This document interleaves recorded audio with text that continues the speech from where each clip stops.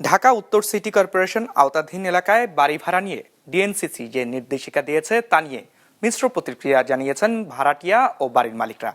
এতে কোনো কোনো এলাকার বাড়ি ভাড়া আরও বাড়তে পারে বলেও মনে করছেন অনেকে। মাশরাফি রাহাতের রিপোর্টে বিস্তারিত।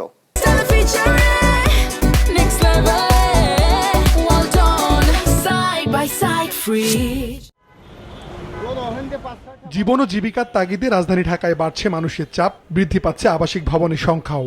এসব ভবনে বসবাসের জন্য বাড়ি ভাড়া নিয়ে অনেকদিন ধরেই ক্ষোভ রয়েছে ভাড়াটিয়াদের, আছে নানা অভিযোগও।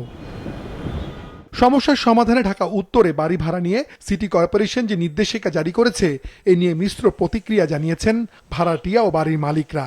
নতুন নির্দেশিকা অনুযায়ী একটি বাড়ির বাজার মূল্যের 15% ভাড়া বছরে আদায় করা যাবে। 2 বছর পর সর্বোচ্চ কত শতাংশ ভাড়া বাড়ানো যাবে তা স্পষ্ট করা হয়নি। এতে ভাড়া বেশি বাড়বে সে আশঙ্কা কারো কারো। যখন এই এক সাইড দেখবেন তখন আর এক সাইডের কি হবে? যদি সব সাইড ঠিক থাকে তাহলে এই উদ্যোগটা খুব সুন্দর উদ্যোগ।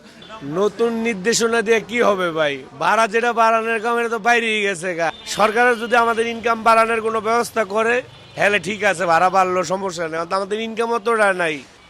এই সরকার তো থাকবে না, নতুন সরকার আসবে, নতুন সরকার এখন গঠন করবে, নতুন সরকার এখন কি করবে না করবে সেটাই বলতে পারবে। এই ধরনের নিয়ম বাংলাদেশ জন্মের পর থেকেই শুনে আসছি, কিন্তু সিটি কর্পোরেশন নতুন করে করলো কিন্তু ইমপ্লিমেন্ট নাই। নতুন নিয়মে 2 বছর পর জুন জুলাই ভাড়া বাড়ানোর কথা বলা হয়েছে। যেসব এলাকায় 3 থেকে 4 বছর পর ভাড়া বাড়ে এতে ওইসব এলাকার বাড়ির ভাড়াটিয়ারাও বিপাকে পড়ার আশঙ্কা করছেন। বাসায় আমি ভাড়া থাকি 4 বছর ধরে, কিন্তু বাড়িওয়ালা এখন পর্যন্ত ভাড়া টারা বাড়ায় নাই। নতুন নিয়মে যদি ভাড়া টারা যদি বাড়ায় তাইলে তো আমরা সমস্যা। এখন সরকার যে নতুন নিয়ম করছে এটার জন্য আমাদের জন্য একটা প্লাস পয়েন্ট হয়ে গেল।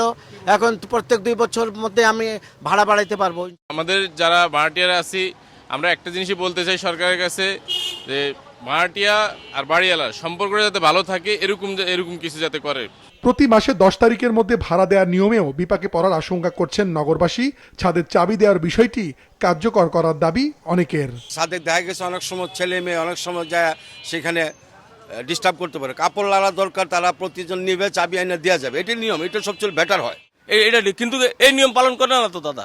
এই যে হোল্ডিং ট্যাক্স নেওয়ার পরে আবার ময়লার টাকা নেয়, এটা কি কারণে নেওয়া হয়? 2 সিটি কর্পোরেশনের হিসেবে বর্তমানে ঢাকা মহানগরে 3.5 কোটি মানুষের বসবাসের জন্য 25 লাখের মতো ভবন রয়েছে। ঢাকা দক্ষিণ সিটি কর্পোরেশন বাড়ি ভাড়া নিয়ে আলাদা কোনো নির্দেশিকা জারি করেনি। মাশরাফি রাহাত, বিজনেস রিপোর্ট, মাছরাঙ্গা টেলিভিশন।